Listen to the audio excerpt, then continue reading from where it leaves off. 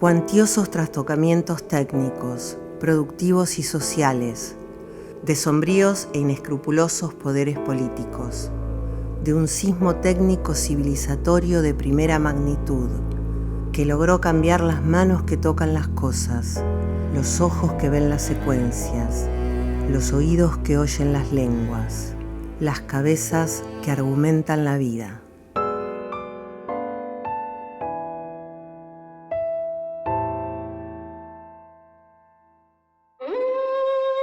Capitalismo, patriarcado y racismo son indisociables en la misma matriz de la colonialidad. La forma en que hemos sido socializados, varones y mujeres, para cumplir determinadas funciones, determina la base de dominación y de explotación del sistema capitalista. The neoliberalism is basically class war, undisguised class war. El neoliberalismo me parece que es la primera formación histórica que pretende incluso intervenir en la propia constitución del sujeto. Ya no está oprimido desde el exterior, sino que él mismo está constituido en una dependencia con aquello que lo domina. Una dependencia no es lo mismo que un sometimiento. Una dependencia incluso puede hacer amar a lo que lo domina, al sujeto.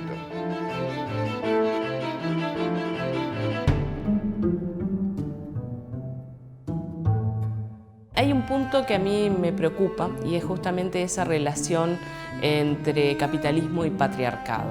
Esa, por supuesto, interacción que hay entre lo que es la dominación en términos capitalistas y cómo el capitalismo necesita del patriarcado para sostener esa dominación.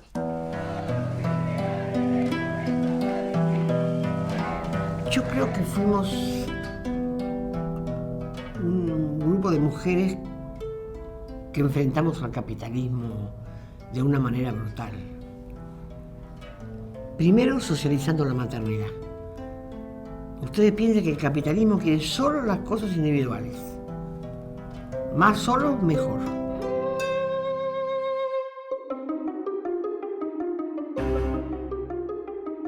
El capitalismo como sistema y particularmente en su fase neoliberal construye también lo tanático, es un portador de muerte y no le importa lo que Schumpeter llamaba la destrucción creativa, ¿no? Cada tanto el capitalismo genera este mecanismo de destrucción creativa.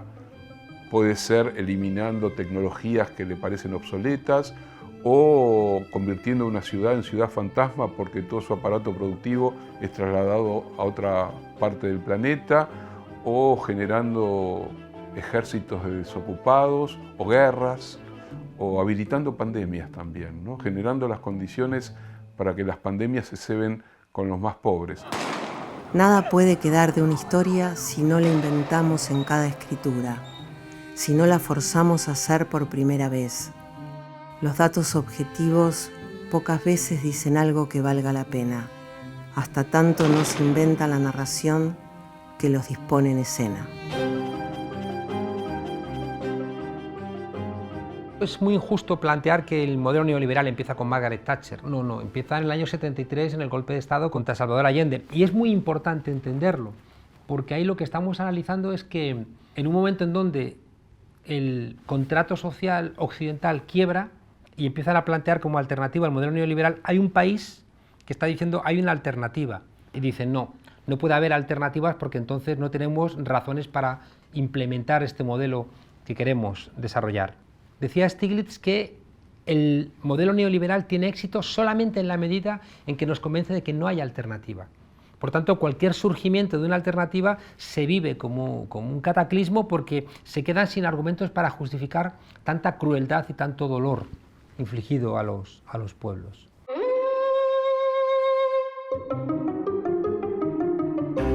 Todo se convierte en mercancía, incluso la corporalidad.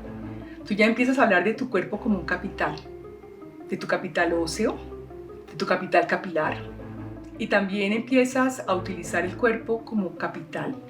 La juventud, la belleza, todo eso es susceptible de ser mercantilizado. Entonces es esa manera de entender el mundo alrededor de lo económico. Es volver económica cualquier esfera de la vida.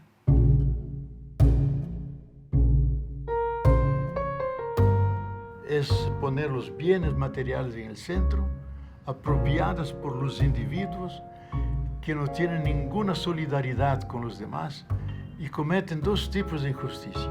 Injusticia con el otro, porque en donde entra el capitalismo crea inmediatamente el pequeño grupo que tiene mucho y la gran mayoría que no tiene poco o nada.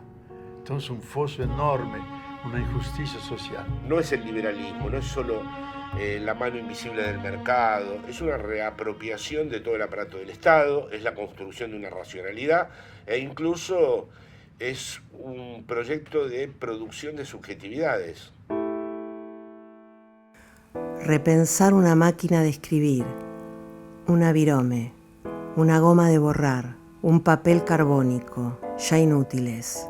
También una ciudad, países mutantes, donde parece desaparecer un tipo de conciencia histórica y surgir otra, que no es tan conciencia ni tan histórica.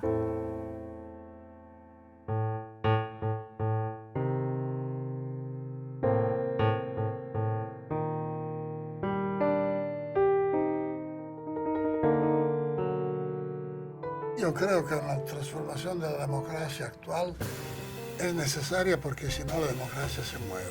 Hay un punto que hay que problematizar que son los límites de la democracia actual. Digamos, nos quedamos nada más que con la inclusión de los derechos en términos formales, pero no reales. Está toda la discusión de la supuesta igualdad formal. Pero ¿cómo podemos hablar de igualdad formal entre las personas en países con la matriz de desigualdad que tienen los países latinoamericanos y caribeños? Y tenemos que rediscutirlos, que no quiere decir poner en cuestión la democracia, quiere decir poner en cuestión cuáles son los principios reales de la democracia.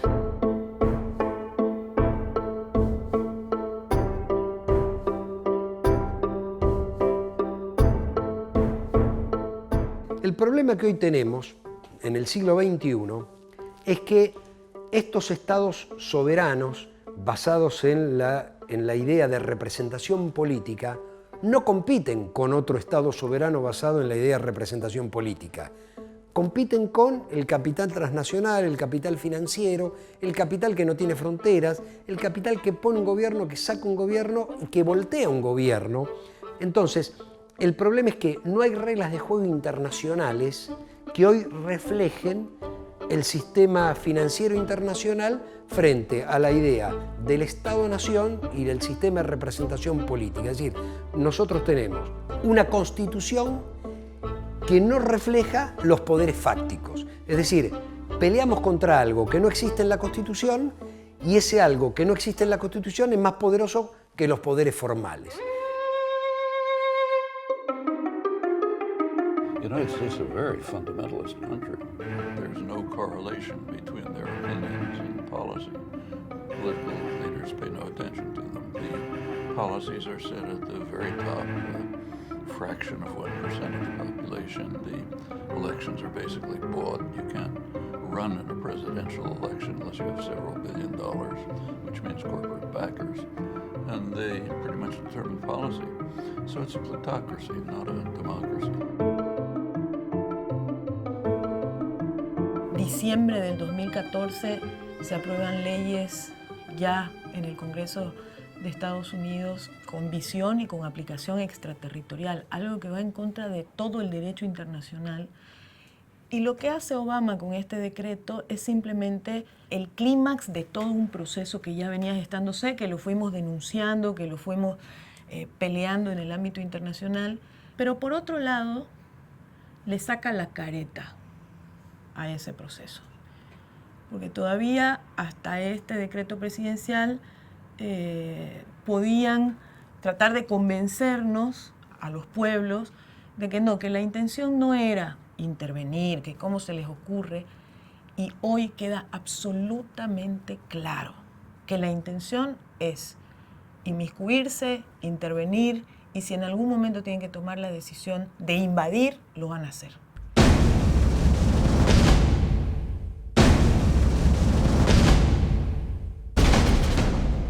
talk about the Republican Party, you have to be a little cautious. It's not really a parliamentary party any longer, and that's understood.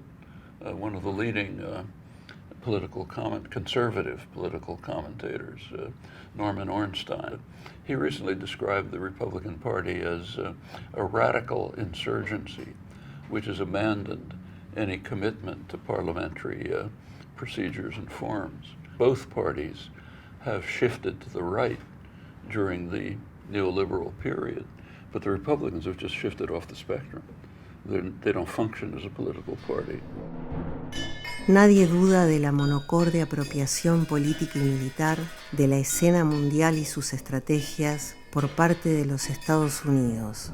Pero no es únicamente en ese plano manifiesto de pérdida de referentes de identidad donde tiene lugar la norteamericanización de la historia, sino en una nueva conciencia del tiempo y del espacio histórico, de la relación de lo discursivo con lo efectivamente real, del desuso de la memoria, subjetividad producida tecnológicamente desde la era más mediática con respecto a las cosas, el hombre y la vida. One phenomenon, development that's taking place in the United States, demographic, is that the white population is becoming a minority. And it's a very racist country for all kind of obvious reasons. The white supremacy has been a dominant force all the way through U.S. history. Even the crazy ideas about Anglo-Saxon origins and so on. And now what you have is the dominant part of the population sees itself as becoming a minority. The terms in which it's presented is, they are taking our country away from us.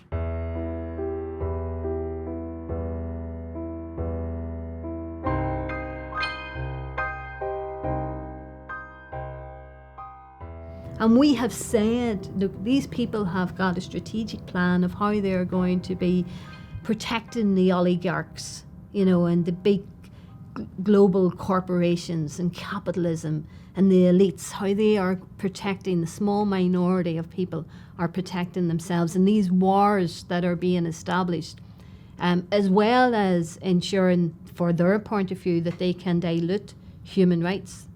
They're also looking at their economies and how their economies can benefit from war. In America, during World War II, their economy boomed.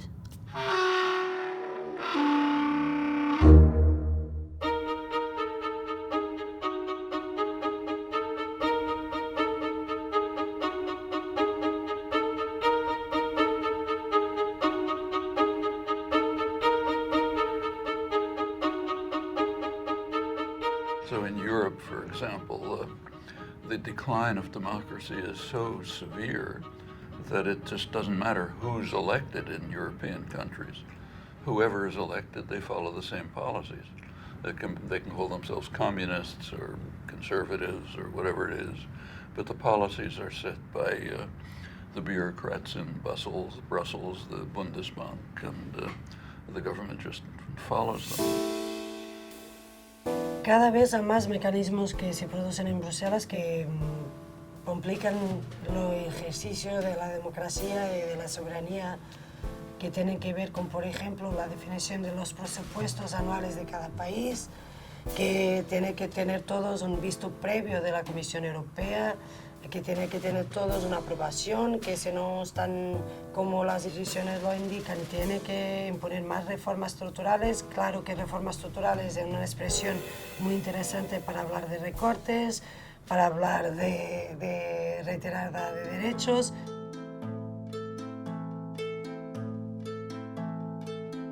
El sistema siempre se ajusta por el eslabón más débil.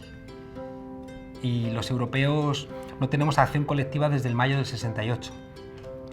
Y eso implica que nos olvidamos de que las luchas de ayer son los derechos de hoy, que las luchas de hoy son los derechos de mañana. Habíamos delegado la política a los partidos y los partidos se habían convertido en empresas más preocupadas de satisfacer sus necesidades propias que de atender a las demandas ciudadanas. Y por eso regresa con mucha facilidad el modelo neoliberal a Europa a recordarnos que, claro que los derechos son reversibles, cosa que estaba fuera de nuestro marco conceptual. Pensábamos que los derechos se ganan de una vez para siempre y que hay una suerte de optimismo histórico hegeliano donde siempre el progreso avanza. No, los derechos, si no los defiendes, los pierdes.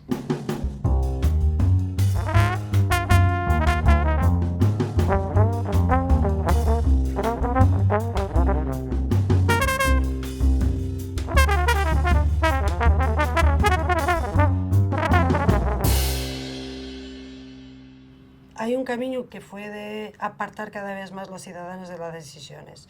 Empezó eso sobre todo cuando tuvimos que votar la Constitución Europea y que los pueblos de Francia y de Holanda decidieron de votar de contra.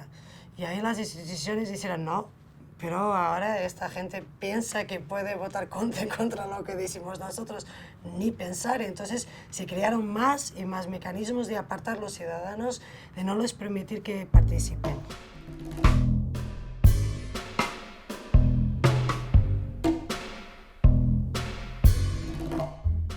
And we need to get people back to what Europe, for instance, European Union was about, solidarity and protecting people and giving people rights and opportunity and prosperity.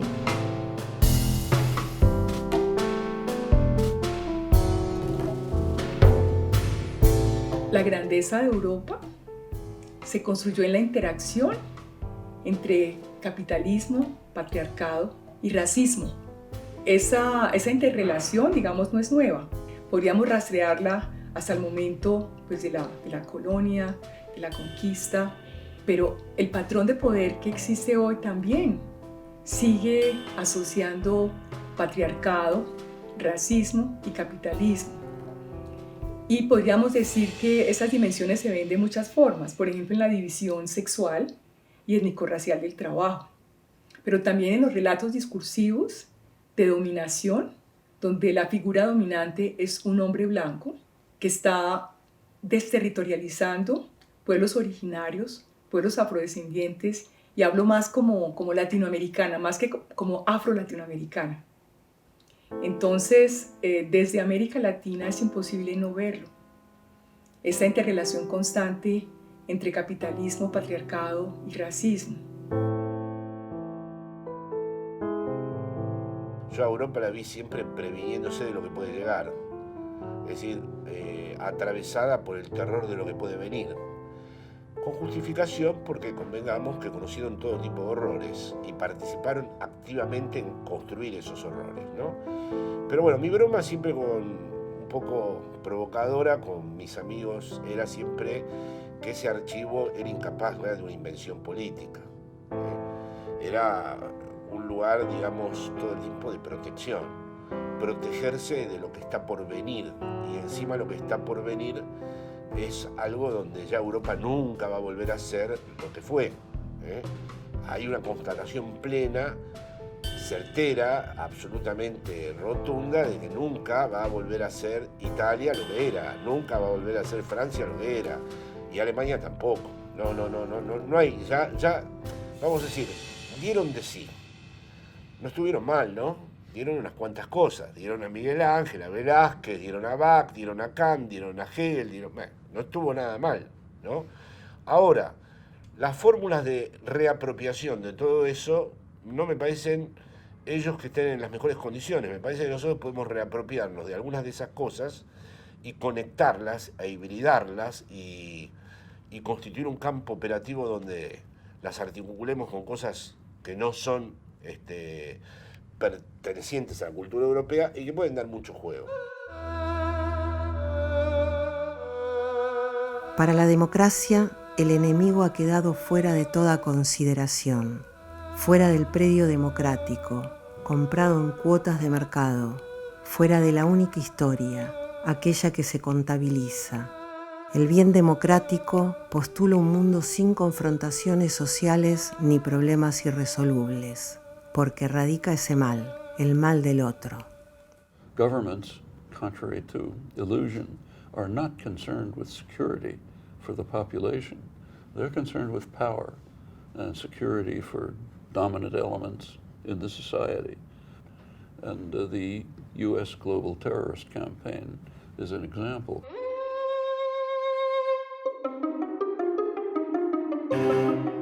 In every armed conflict, state tells lies. But what we hear is it's the economy, stupid.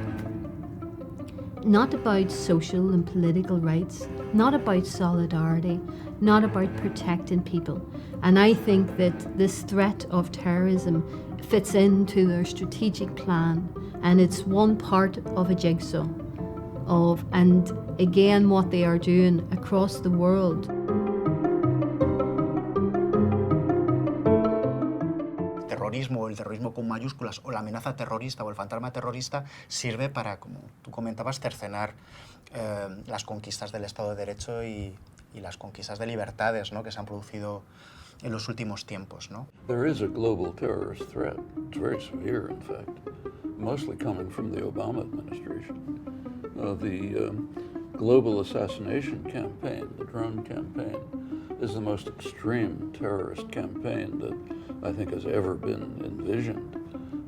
What happens is, whatever it is, Tuesday morning, the administration decides who we're going to murder today.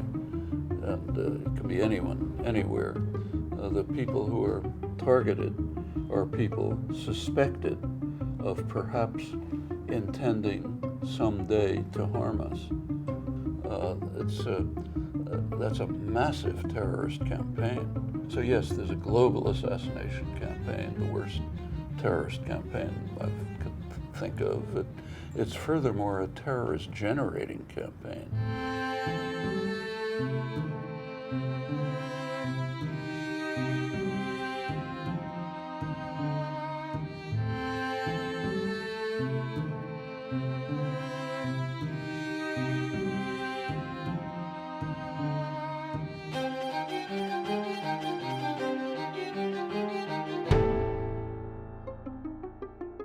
U.S. propaganda is intellectual hegemony is so overwhelming. People don't talk about Reagan's huge terrorist war and its consequences, but it happened, and we're now seeing a reenactment of it under the terrorist war launched by George W. Bush and continued by Obama in the name of anti-terrorism. So that's terrorism, and it's serious, very serious. Yo creo que una de las consecuencias más complicadas de la sociedad, de lo efímero, de lo fugaz y del aquí y ahora como núcleo absoluto del tiempo es que hay una pérdida de la memoria histórica. Existió el fascismo, ¿no?, en los años 20, en los años 30, existió aparte un fascismo exterminador. No es lo mismo el fascismo italiano que el nacionalsocialismo alemán. Existieron los campos de exterminio. Existió también la resolución de una guerra a través de 2 bombas atómicas y hubo multitudes que aceptaron y se hipnotizaron por los fascismos o que aplaudieron los golpes militares. Digo, para no imaginar que esta es la única época donde hay una parte de la sociedad que se muestra como brutal, como con una sensibilidad a nivel zócalo, incapaz de pensar por sí misma.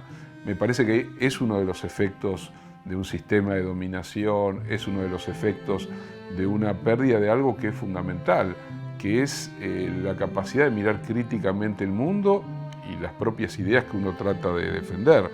Esto está en el corazón de la vida social contemporánea y es quizás uno de los máximos fracasos de la utopía ilustrada. Una de las condiciones de la época actual es que nadie discute sus propias certezas, ni siquiera acepta que sea posible interrogar por la verdad o la verosimilitud de las propias certezas. There was, a pathological mindsets that need cured, because if these people aren't cured, they're going to destroy the world that we live in.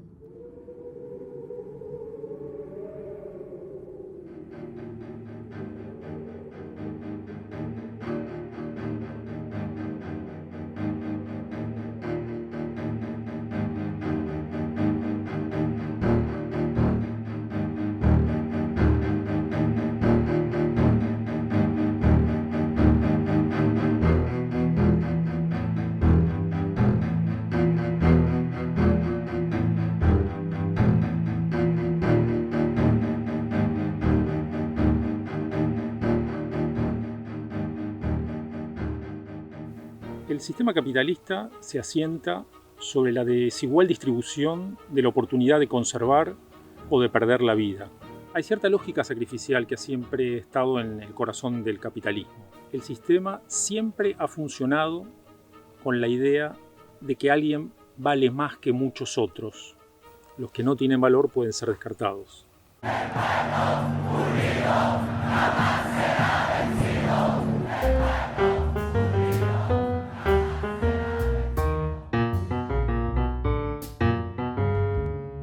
Hay democracia cuando hay desacuerdo, ¿no?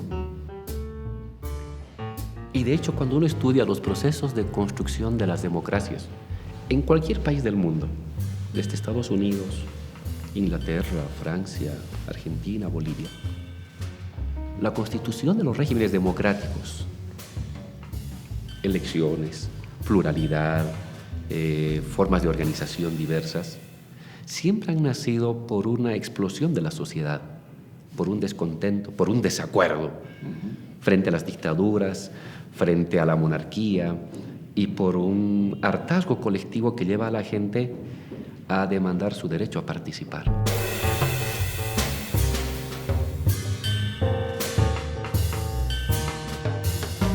Pero luego hay un proceso, algo así como que de racionalización, dirían los liberales, o de castramiento, mutilación, diríamos los marxistas, en la que esa emergencia del disenso como hecho democrático queda reducido a las apariencias del disenso en el Parlamento.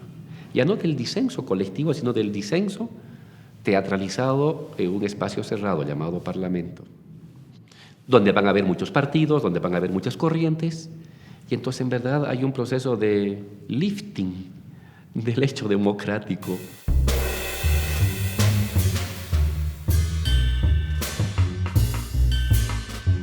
Y luego eso se consolida y nos llega a nosotros, después a través de los teóricos, Bobbio, Dahl, Sartori y todo lo que leían los jóvenes en los años 80 y 90 en las universidades, de que la democracia había sido eso.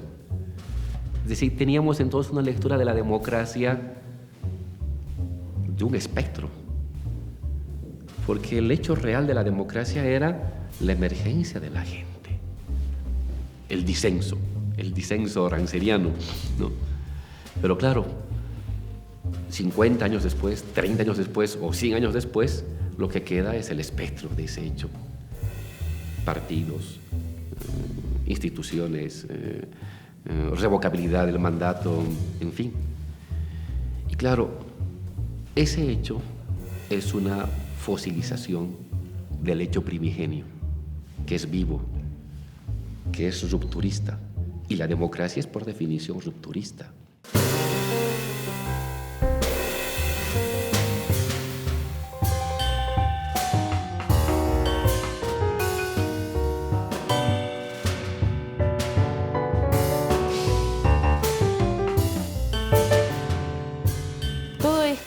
Estas, digamos, expresiones a nivel social y popular que encontramos en las calles latinoamericanas hoy, en todas, ¿verdad? Porque empiezan a aparecer en un país, en otro, es un efecto, digamos, que se extiende en toda América Latina y el Caribe. Yo creo que es el hartazgo a las políticas neoliberales.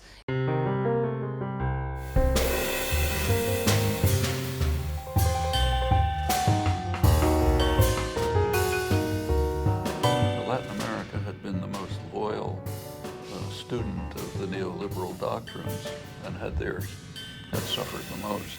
That correlates pretty well. There have been an attempted coup in Venezuela in 2002. The U.S. supported it. It was quickly beaten back and then turned to subversion, not coups. 2004, there was a successful U.S. coup in Haiti. The other case was Honduras. There was a literal coup, military coup throughout the president. The U.S. They claimed not to support it, but in fact supported it almost alone. It's now probably the worst human rights violator in the hemisphere. ¿Dónde empezar a buscar la derecha? palabra que muy pocos asumen cabalmente hoy, definición que ha perdido lares ideológicos. La derecha no pretende ser en el mundo un partido desde sus antiguas prosapias, ni busca un nuevo traje que la delate. La derecha es, desde hace años, activa y de avanzada.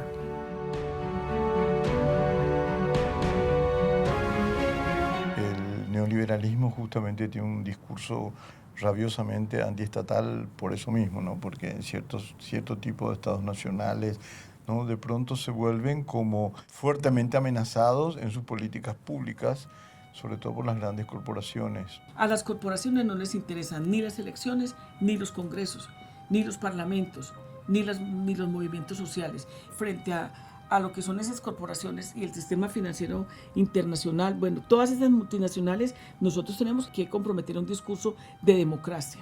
Y una democracia realmente que dé cuenta de cómo nosotros somos capaces de defender esas instituciones que se establecen en los países y en los gobiernos para gobernar, para buscar un mejor buen vivir. En los 60 y en los 70 los golpes de Estado eran tradicionales, luego fueron mutando y esa mutación obligó a cambiar la manera de controlar el poder o el gobierno, y fue a través de los golpes de mercado. Yo lo que creo es que, así como en los 80 el neoliberalismo y en los 90 copó América Latina, esta derechización del continente tiene sus límites hoy en Argentina y en México. En lo que sucedió hasta hoy en Bolivia, lo que sucedió en Brasil, lo que sucedió en Ecuador, viene de la mano del lawfare, que es la continuidad de la lucha política, pero a través del poder judicial y obviamente del poder mediático. Cuando hoy pensamos en neoliberalismo, lo pensamos como un dispositivo que le ha chupado la sangre a la democracia, que ha extenuado la capacidad de decisión de los pueblos, y hoy bajo una nueva forma y muy peligrosa, que es la alianza en algunos lugares entre neoliberalismo y neofascismo. Los casos emblemáticos son los de Bolsonaro en Brasil, los de Trump en Estados Unidos, los intentos de la ultraderecha italiana mientras fue gobierno, el avance de la extrema derecha francesa, los gobiernos de Hungría y de Polonia. Es decir, hoy somos contemporáneos de un momento histórico en el que la máscara pseudodemocrática del neoliberalismo se cae y lo que aparece es una confluencia entre un proyecto autoritario de extrema derecha con raíces neofascistas, patriarcales, racistas, y el proyecto neoliberal de seguir expandiendo la lógica del mercado como centro de toda organización económica. El neoliberalismo es contemporáneo del multiculturalismo, y el multiculturalismo parece ser algo progresista. Es decir, todos los 90s también propiciaron el surgimiento de leyes que por lo menos permitían el reconocimiento de la multiculturalidad y que asignaban derechos propios a grupos indígenas y afrodescendientes. Y lo mismo también los 90 se pueden llamar como la década en que se institucionalizó la lucha de las mujeres. Yo creo que tanto los movimientos afros, indígenas, como los movimientos feministas deben orientarse por un lema que me parece fundamental en la vida, y es que la justicia es indivisible. Entonces no se trata de competir, no es que la causa feminista sea más importante que la causa antirracista o viceversa. Todas las injusticias me deben indignar, y es ese lema de la justicia es indivisible que me parece que puede ser importante para socavar esta lógica neoliberal que todo el tiempo está ensamblando de forma cotidiana capitalismo, patriarcado y racismo.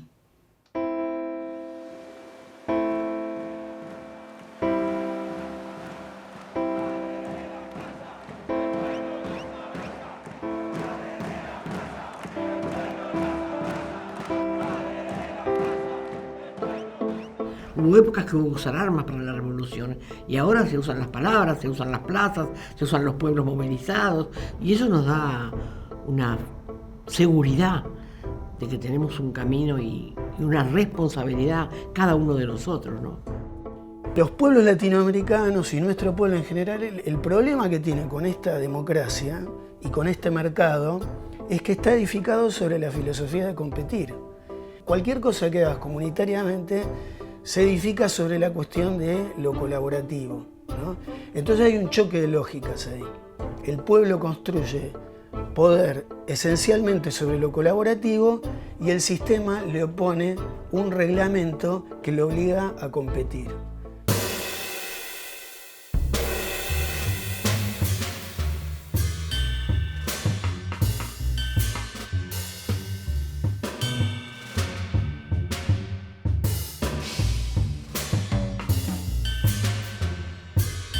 Creo que todo lo que es la experiencia comunitaria y el recuperar el espíritu de lo comunitario que también nos lleva a lo común que en definitiva es una de las claves de, por lo menos como entiendo yo, el concepto de democracia. Bueno, creo que América Latina y el Caribe es muy rica en esa dirección. El populismo es latinoamericano, concepto muy difícil de interpretar desde categorías europeas, socialdemócratas o desde categorías que no reconocen qué significa la constitución de lo popular, la figura del caudillo, la problemática del imperialismo, y tampoco reconocen el proceso de la constitución postergada de la nación. Los europeos, desde incluso la academia, y yo diría casi desde la influencia de Valle Inclán y su tirano Banderas, nos observaron siempre como caudillos. Cuando aquí aparece un líder de la dimensión de Chávez o de Lula, tienes Dilma, Cristina y Néstor, Rafael Correa, todos, Evo, todos son dirigentes populistas. Cuando les surgen a ellos son líderes históricos.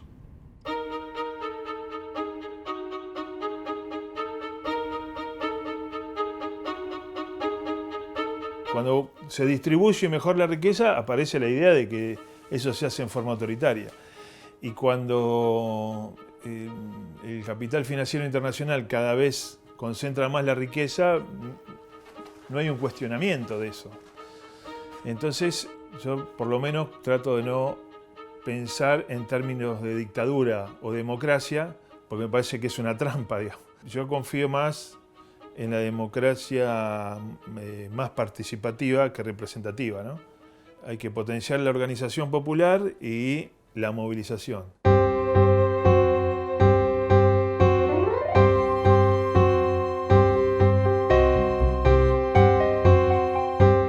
La democracia formal en la cual vivimos se salva solamente con una más intensa participación popular.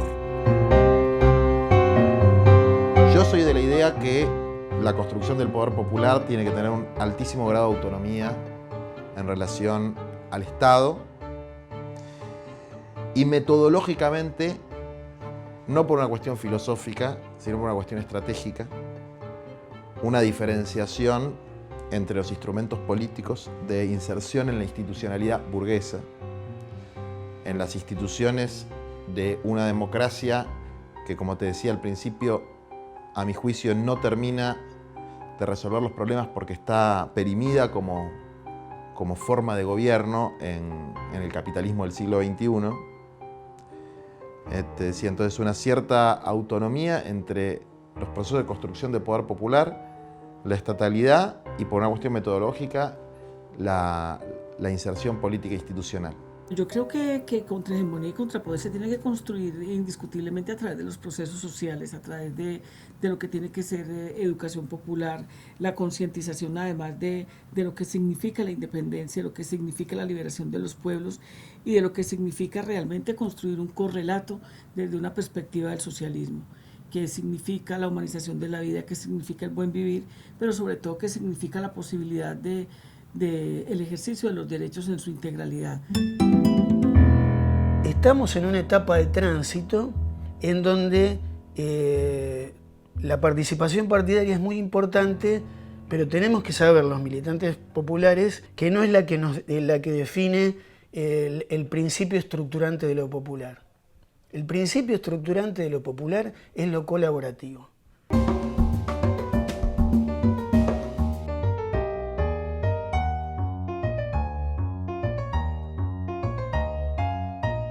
Nuestra preocupación es bastante, como dirigentes también. Por eso no nos cansamos de poder compartir lo que estamos viviendo. Venimos de esa cultura de compartir. De pronto en los gobiernos neoliberales nos hemos olvidado, hemos estado tomando la línea del individualismo, no guardarse las vivencias ni los conocimientos, sino multiplicar, ser un efecto multiplicador. Hay que seguir formándose. Yo pienso, la educación también es una revolución. Estamos en una revolución ideológica. Ahora, esos neoliberales que han hecho mucho daño quieren retornar.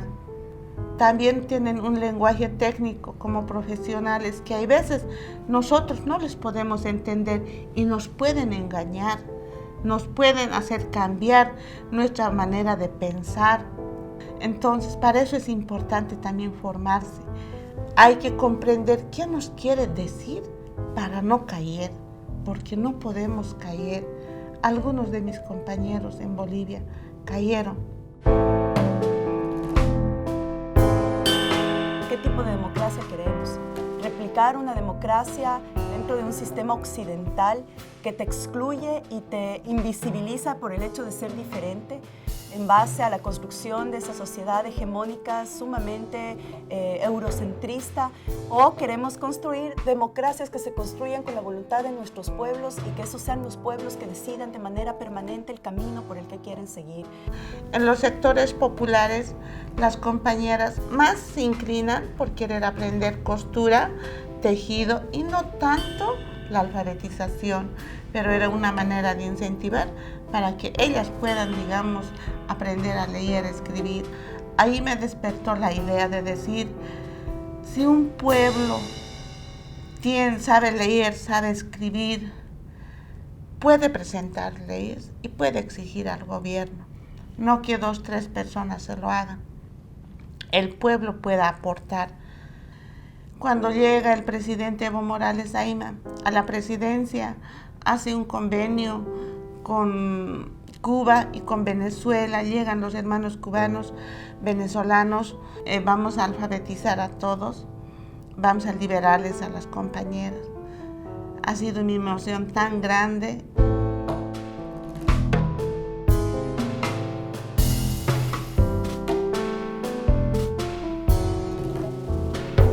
Se supone que los que somos de izquierda deberíamos ser el ejemplo público de que la comunidad es más fuerte que la ley del más fuerte. Cuando jugamos con la regla de juego de la competencia, ya el capitalismo ganó el primer round, porque ellos sí creen en la ley del más fuerte. Ellos sí creen que finalmente se trata de quién es el que domina al otro. Y ahí tenemos un desafío muy importante, civilizatorio, digamos, civilizatorio.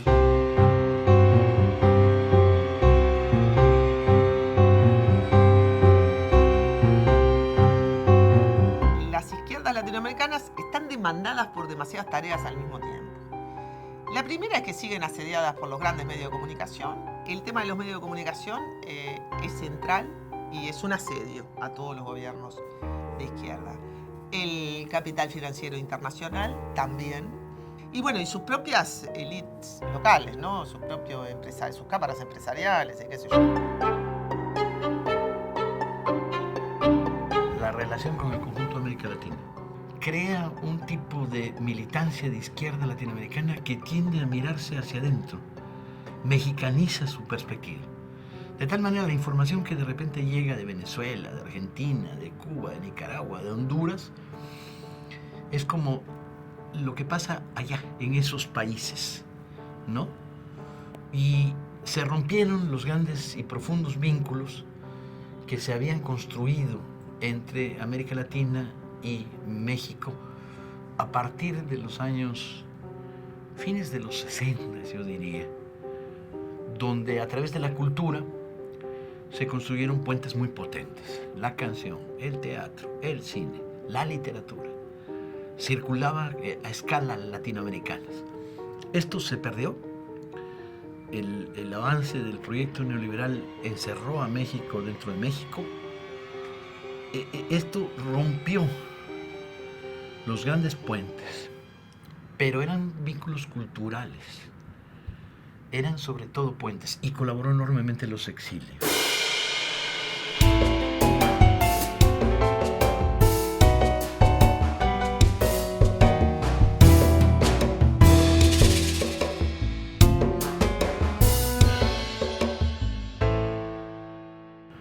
Las dictaduras militares arrojaron hacia México a lo mejor de Argentina, Uruguay, Chile, Nicaragua, Brasil. Y esta presencia de decenas de miles de exilados construyó puentes sólidos, ¿sí? Informativos, de difusión, interactuó en las universidades, interactuó fuertemente en el teatro, en la música, en la literatura. El retorno de los exilios a México lo empobrece y la presencia latinoamericana está debilitada. ¿Por dónde reconstruirla? Yo sigo pensando que el gran instrumento es la cultura.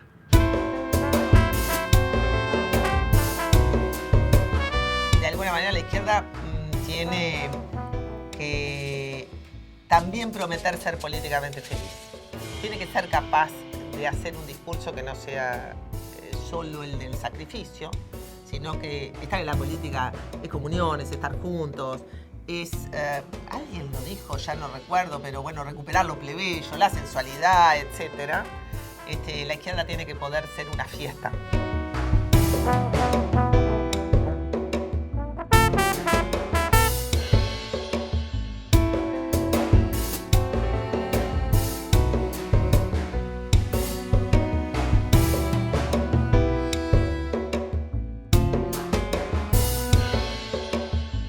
El enemigo principal han sido los medios. No han sido los ejércitos, las fuerzas conservadoras, digamos, los poderes fácticos tradicionales, empresariado, iglesia católica, institucionalizada, etc. Principal adversario han sido los medios. Los grupos mediáticos dominantes como expresión de los grupos económicos dominantes. Ese es un debate que no se puede seguir aplazando más. El de las corporaciones, el del mundo financiero internacional, el de las multinacionales, que entre otras cosas construyen una cultura, pero que a través de los medios de comunicación generan matices de opinión adversas precisamente a lo que nosotros queremos construir. Y ellos son enemigos frontales de este pensamiento. Y como tal hay que enfrentarlo desde la perspectiva del debate, pero también desde la perspectiva de herramientas que permitan consolidar y sobre todo enfrentarlos. En el Perú, por ejemplo, tenemos un oligopolio de los medios de comunicación por parte del Grupo El Comercio, que controla el 78% de la prensa escrita y el 80% del mercado publicitario. O sea, decir algo aparte del Grupo El Comercio en estas condiciones es bastante difícil. Y la principal red de televisión por cable y de televisión de señal abierta. Entonces es muy difícil poder expresarse y por lo tanto la democracia misma se pone en cuestión con esas condiciones. Pero lo que hace el Grupo del Comercio en el Perú no es una cosa privativa del Perú, este oligopolio mediático. Sucede también en el resto de América Latina. Se convierte en una forma de dominación, en una práctica agudamente antidemocrática que impide que nuestros pueblos se expresen. No pueden haber elecciones, pero hay un gran elector.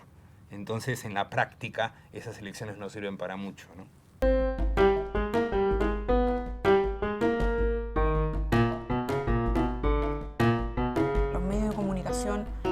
No informan bien de los procesos de Latinoamérica y de alguna manera contribuyen a que la gente no aprenda, no mire a fondo la complejidad del otro proceso, las cosas positivas y se quede simplemente en lo que le vende la televisión.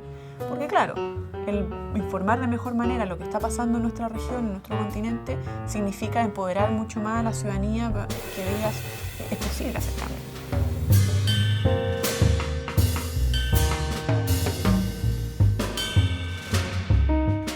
gobierno de Berlusconi ha sido un gobierno basado sobre la propiedad de los medios de comunicación.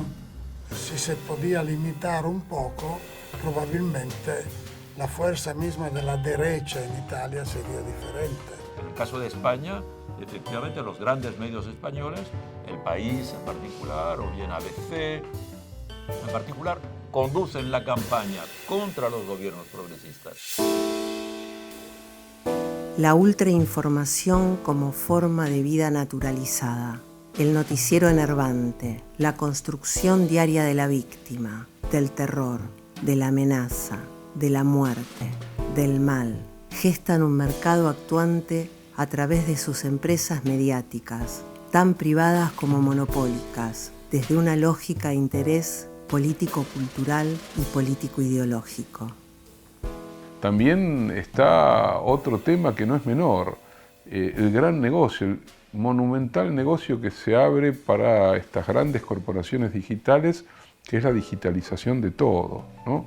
La digitalización de los controles urbanos, la digitalización de la educación, la digitalización de la salud, la digitalización de todo, ¿no?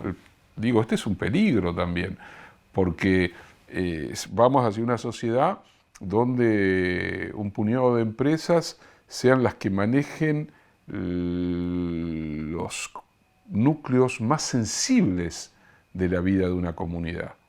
Y esto es gravísimo.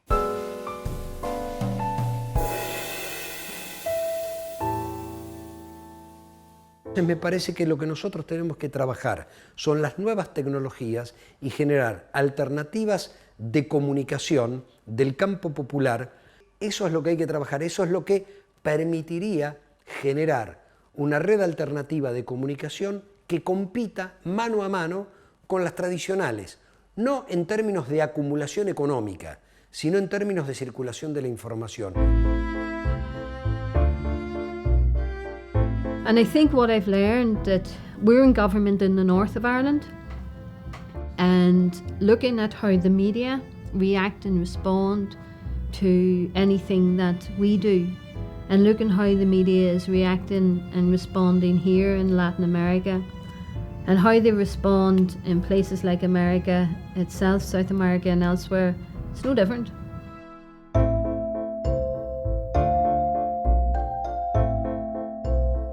Creemos que el cambio político solamente puede desarrollarse en un nivel cultural, aparte de, evidentemente, que cualquier cambio político exige una reflexión de mayor calado, pero que si no tenemos en cuenta que la cultura es fundamental, la cultura entendiéndola como forma de vida, como capital simbólico, como sensibilidad relacionada con el sentido común, ¿no? Eso es fundamental para hacer política.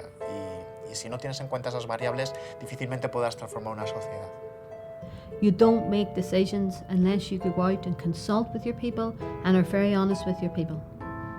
You don't sell them false promises. You don't tell them that you're going to go in and change the world and you're going to do so tomorrow. You're going to make sure they're grounded in the process of change. And you make sure that they're long-headed and they're strategic. And you plan, and you monitor that plan, and you evaluate, and you change if need be.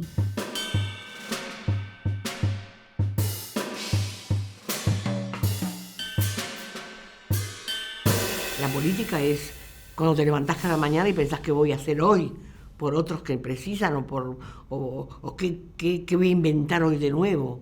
Pero los pueblos nunca solucionamos los problemas en los parlamentos y en la justicia solamente. Necesitamos los pueblos en la calle. Y esa maravilla que tenemos, ¿no?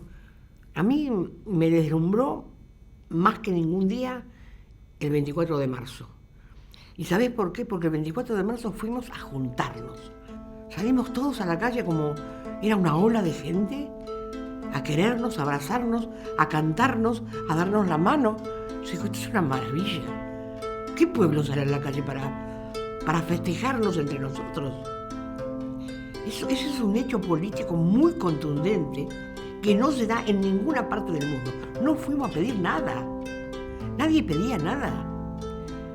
Éramos un pueblo feliz, agradecido, que salió a amarse a felicitarnos, es un hecho político que no se da en ninguna parte del mundo. Todo el mundo sale a pedir algo, si no, no sale.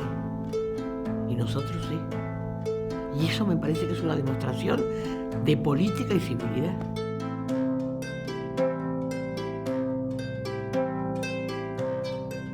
El neoliberalismo contemporáneo es fundamentalmente cultural. Su capital es sobre todo capital cultural, capital de pensamiento, de creación, de ingenio simbólico, y que eso evidentemente pone lo cultural en un terreno privilegiado.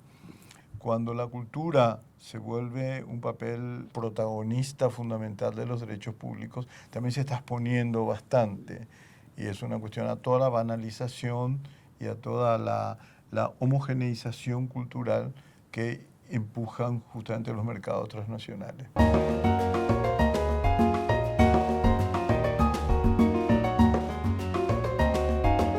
El cine, ¿sí? No está el problema. El problema es que la distribución está controlada por las grandes empresas norteamericanas y que en las pantallas mexicanas tenemos un 70, un 80, un 90% de exhibición de materiales norteamericanos. Y ahí entra toda la chatarra. Tu percepción de los Estados Unidos es una presencia cultural continua y muy fuerte a través de los medios masivos de comunicación, no necesariamente negativa, porque nos conecta no solo con el Hollywood más reaccionario, también nos conecta con el Hollywood más progresista y con lo mejor de la creación cinematográfica y televisiva. O sea, no está mal. Lo que está mal es la manera como se construye la mexicana, la presencia norteamericana.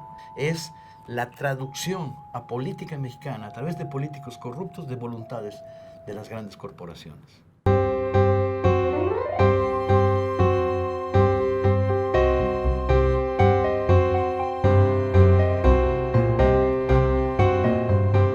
También está allí la expresión particular dentro de esas movilizaciones sociales que ha recorrido América Latina y el Caribe por parte de las mujeres, y particularmente de las mujeres jóvenes, que también dicen basta.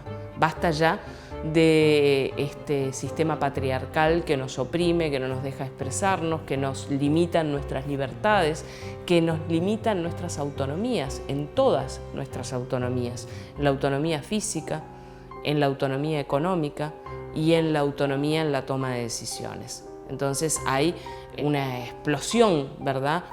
Por suerte, hay una explosión.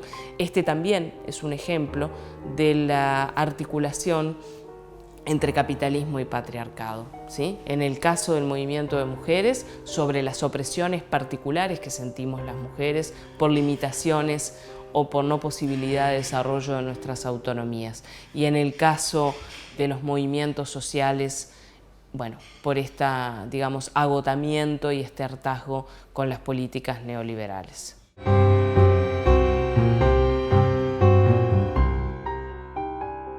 Cuando pensamos en el feminismo, nunca pensamos en el feminismo asociado a la defensa territorial, pero hoy sí. O sea, tiene que ver, digamos, cómo se ha movido el contexto socioeconómico, pero también con el hecho pues, de que la dominación realmente debe ser entendida como un ensamblaje de múltiples dominaciones que todo el tiempo se están interconectando y retroalimentando, fortaleciendo. Entonces realmente una lucha feminista que responda a los intereses de todas las mujeres tiene que ser una lucha también anticapitalista y antirracista.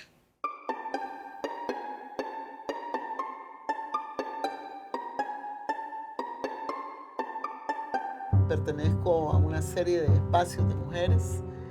La lucha feminista, pues, siempre la llevamos. Soy del espacio Mujeres por la Paz a nivel mundial. Trabajamos la paz, ¿verdad? Y otros procesos, porque venimos, pues, nosotros por experiencia directa de una guerra civil que, debido a la injerencia norteamericana, prolongó el conflicto, ¿verdad? Entonces tenemos toda una historia de lucha. Y por eso es muy fundamental la memoria para nosotros. Y como ese ejemplo hay muchos más. La violencia, la violencia de género, ¿verdad? Ese tema que nos es tan sensible en todos nuestros países porque es el tema o la preocupación número uno hoy dentro del movimiento feminista latinoamericano y caribeño. cómo se conceptualizó, lograr que se pasara. Pensemos en eso, ¿verdad? Porque cuando hablábamos de violencia siempre se decía es un tema privado, es un tema donde el Estado no tiene que intervenir, que se arreglen puertas adentro, y sabíamos cuáles eran las consecuencias. Bueno, ese tipo de fundamentación hoy ya no es válida, ya hay argumentos y hay políticas para refutar esas argumentaciones y decir este es un tema tan público y tan de todos y todas como cualquier otro tema de la economía o los temas más clásicos que solemos aceptar que son del mundo de lo público.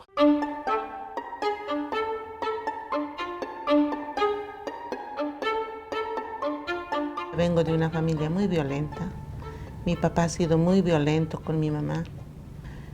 Y yo quise escapar de esa violencia y me casé a muy temprana edad, más o menos, a mis 17 años, que lamentablemente también hubo mucha violencia en mi casa. He fundado la Federación de Mujeres del Alto. En ahí hemos trabajado. No teníamos recursos económicos, pero era una forma, digamos, de querer aportar y de aprender también. Se forma la Federación de Mujeres del Alto y también vemos violencia con otras compañeras. El feminismo, en todas sus vertientes, cuestionan muchas de nuestras prácticas políticas y que eso es bueno para el desarrollo de una transformación social. No es lo mismo el barrio hace 25 años y las compañeras tienen más poder para discutir, se paran de otra manera.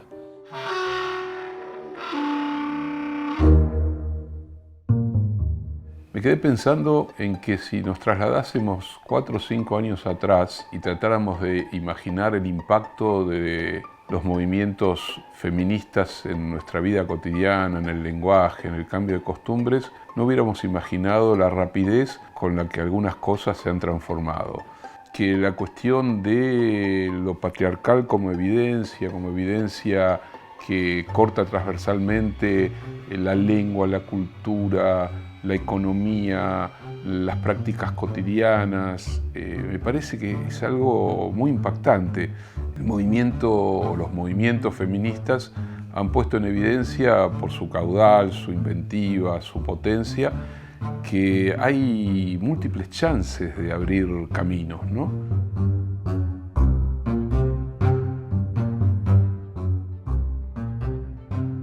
Nosotros estamos en una etapa de tránsito y en ese sentido, por ejemplo, nuestros pueblos originarios, nuestros barrios tienen formas de institucionalidad democrática que son más colaborativas, formas de poder que tienen más que ver con la paciencia, que tienen mucho que ver con la construcción femenina, en el sentido de que están hechos sobre lo doméstico, lo cotidiano, el alimento, el cuidado, el calor. Eso es poder popular.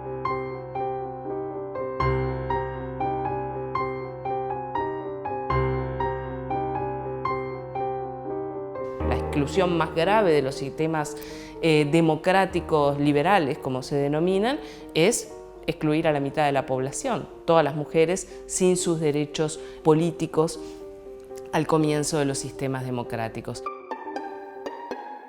Igualdad exige, en todo caso, pensar verdaderamente la diferencia. Es decir, pensar muy radicalmente la diferencia, porque probablemente lo que nos hace iguales es lo que nos constituye en la diferencia. Yo he intentado de pensar la igualdad en la lógica femenina, como Lacan explicó la lógica femenina, es decir, en una lógica en donde no haya un límite que excluya algo.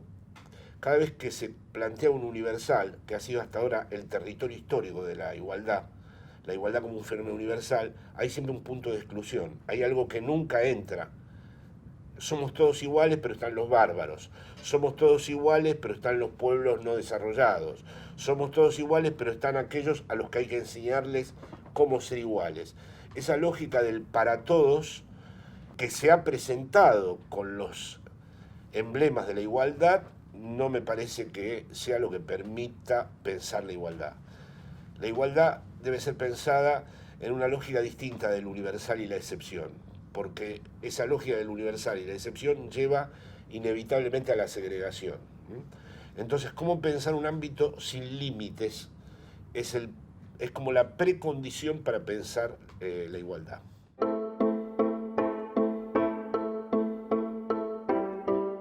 Una de las consignas más remanidas, más repetidas en la lucha contra el racismo en Estados Unidos se tomaron de las últimas palabras que dijo George Floyd antes de morir asesinado por la policía americana.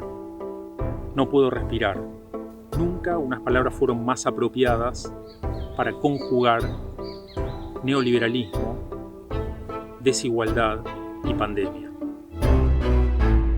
Como la pandemia, pone de presente toda la interdependencia. Lo que hace es poner en evidencia lo que todo el tiempo está presente en las relaciones sociales. Todo el tiempo nos estamos co-construyendo juntos y juntas.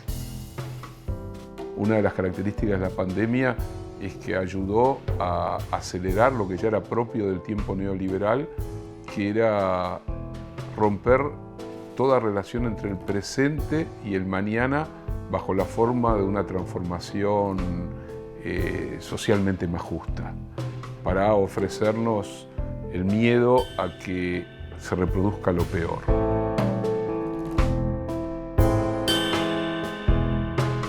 Es decir, este modelo neoliberal ya no resiste ningún análisis.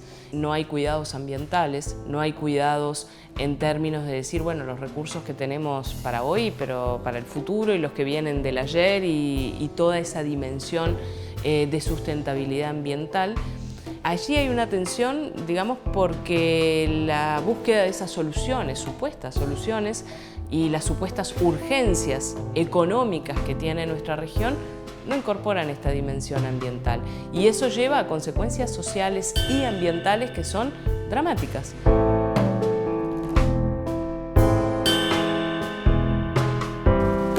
En una etapa de desmaterialización, el cuerpo se ha vuelto contra nosotros y contra los otros. El virus le ha impreso al cuerpo, por el alto contagio, una lógica, y hasta post-mortem, una lógica de desecho, una lógica de desaparición.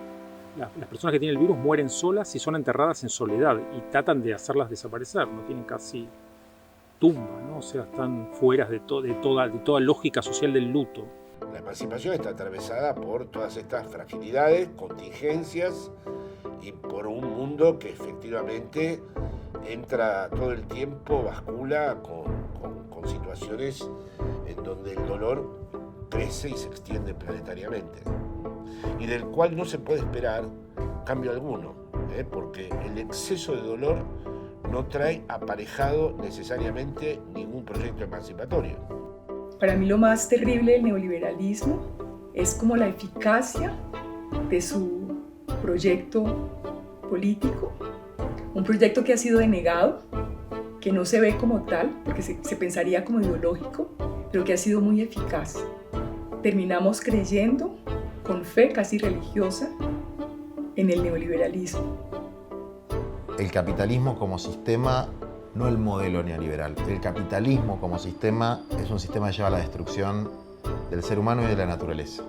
Creo que también ese fue un punto débil de los sistemas o de las políticas progresistas que se han impulsado en América Latina, donde la cuestión de los recursos naturales no parecía ser una preocupación central. Lo que importaba era lograr resolver el problema o la urgencia sin preguntarnos por esa dimensión ambiental.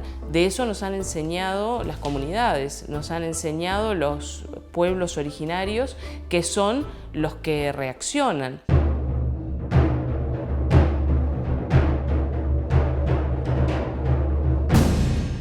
Los pueblos indígenas son muy protagónicos en las luchas medioambientales. En el Amazonas es evidente. En Brasil realmente han sido los grupos indígenas amazónicos y los movimientos amazónicos los que han intentado frenar pues toda esta locura de Jair Bolsonaro. Yo pienso que en Colombia movimientos indígenas y movimientos afrodescendientes de la mano están luchando por la defensa del territorio. Latin American popular movements, the indigenous movements, and many other states is fairly substantial, and is putting constraints on the efforts of the energy corporations to destroy the society, which is essentially what they're trying to do, maximize environmental catastrophe. There's only been one mechanism that ever meant anything, and that's popular mobilization and popular forces. La historia siempre asemeja esconder por debajo de sus razones lo que sería su auténtico rostro, el de su imposibilidad, el de su locura. El asombro, finalmente, es que la historia pueda darse, pactarse, reproducirse, en lugar del puro caos, más natural y espontáneamente humano. En ese sentido, la historia es siempre un milagro sostenido. Hay una incertidumbre temporal en el presente, ¿no? El sueño un poco ingenuo de que el capitalismo, el fin del capitalismo, se articula con el fin de cierto devenir teleológico, muy propio de la modernidad. Los vórtices del capitalismo se han puesto en pausa. Tanto la producción, como el consumo, como la explotación. Mucha representación heroica hubo en esta época, y mucho reconocimiento, y excesiva terminología, me parece, bélica y nacionalista, o chauvinista, podríamos decir, para una foto que básicamente lo que devela es una población encerrada en sus países y en sus casas, pasivas y esperando poder circular para que de alguna manera reactivar la circulación del capital. Cómo marcar una transición entre un sistema que privilegiaba el capital a un sistema que privilegia al ser humano como centro y fin del desarrollo, donde el capital es una herramienta para ese desarrollo del ser humano. La otra injusticia, que es la injusticia ecológica, que es devastar la naturaleza, no respetar los ciclos de la naturaleza, no respetar el agua, deforestar, crear una confusión en el equilibrio de la tierra. Entonces, solamente superamos eso mediante un sentido de responsabilidad colectiva. Somos responsables por la única casa común que tenemos. Tenemos que desarrollar una solidaridad, que significa, en términos más analíticos, interdependencia de todos con todos. Mostrar cómo en América Latina somos interdependentes. Crear una visión alternativa donde no el individuo sea el centro, sino lo social, la comunidad, la sociedad y la economía a servicio de esto.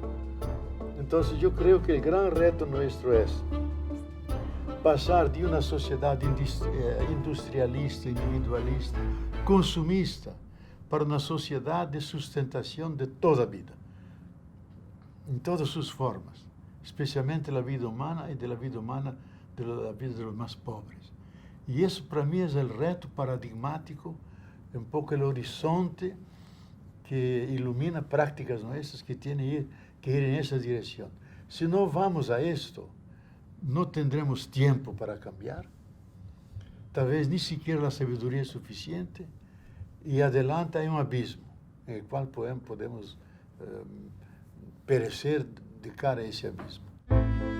Todo lo que es la experiencia comunitaria y el recuperar el espíritu de lo comunitario que también nos lleva a lo común. Tenemos que recuperar esas tradiciones, tenemos que recuperar esos saberes y sobre todo tenemos que hacerlos dialogar, tenemos que hacerlos interactuar, pero interactuar en condiciones de igualdad. La salida de la pandemia va a ser una salida, yo la veo como muy intensa, no creo para nada que lo que domine sea la resignación, el guardarse sobre uno mismo, la intimidad atrincherada en la plataforma. Más bien pienso en que se abre un tiempo de experimentaciones, de rupturas, de novedades, de disputas, de conflictos, en un mundo muy caótico también, ¿no? donde el capitalismo en su peor rostro va a hacer lo imposible por reproducir lo peor, pero también veo fisuras por todos lados. Veo que hay generaciones, sobre todo las de los jóvenes, que están haciendo un aprendizaje muy veloz también, ¿no? Muy veloz de la insatisfacción de una sociedad que está agotada. La cuarentena también nos dice algo sobre el consumo, nos dice algo sobre los vínculos afectivos, sobre el modo de hablar con nosotros mismos también. Algo tiene que dejar. Digo, si es cierto que somos animales de costumbre, algo nos tiene que haber tocado, darnos cuenta que necesitamos mucho menos para vivir, mucho menos, que la locura del consumo literalmente nos devoraba, que el puro aceleracionismo de la vida nos llevaba a la catástrofe, a la desintegración. Entonces creo que ahí hay enseñanzas y que seguramente hay una parte de esta sociedad que la está procesando esa experiencia y que no va a poder ser capturada tan fácilmente por el sistema. The capitalist autocracy is not graven in stone. It can be undermined, limited, and in fact overcome in all sorts of ways.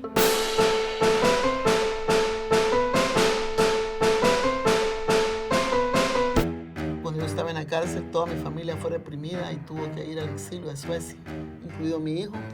Yo viví separada de mi hijo. 11 años pasamos separados, toda la guerra civil. Bueno, su papá es desaparecido en el año 84, no tuvo papá. Pero así casi toda la familia salvadoreña ha sido golpeada. Nosotros no descansamos, y yo particularmente, ¿verdad? No voy a descansar hasta construir ese país donde valga la pena vivir. People are hungry for instant change, as we are. But we are also realistic to deal with the forces that are against us. And it's about never giving up and never letting those who have got an alternative, not just few to your own, but are trying to get those that were in power back into power. And whether it's capitalist systems, whether it's oligarchs, elites, global corporations that are in to come into your area and just change your lives around. Never let what happened in the past happen to your children. And I will work every day of my life that I can to ensure that no one has to go through what I went through, and to try to change what I see about me, because I will never be an observer to what's happening around me. I will always want to change it. And I think that there's enough of us. We will struggle until we die, I believe. I believe I will always struggle to bring about a better world or a better society or a better place for people to live in. And no one said it was going to be easy.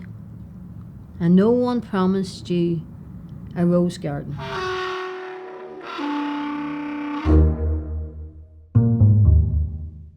La unión es muy importante y la claridad también.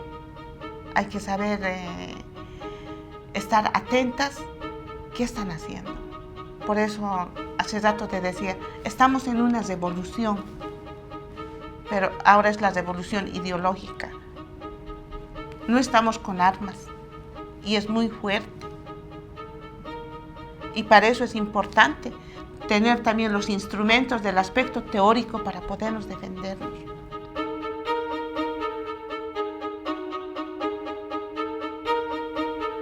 Entonces, yo creo que si nos unimos todos los países latinoamericanos, no es fácil. La Madre Tierra nos acoge a todos. Tierra en todo lado hay y el cielo azul. Y ante estos dos fenómenos, somos un solo hermano y una sola hermana.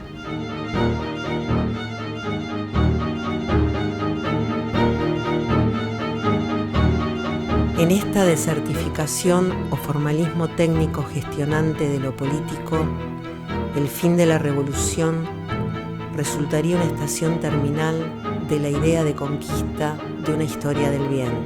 En este cuerpo, en el presente, ante este teatro de la historia, se nos exige una sustancial tarea intelectual crítica para reinventar la política, la democracia, la contestación y la sociedad.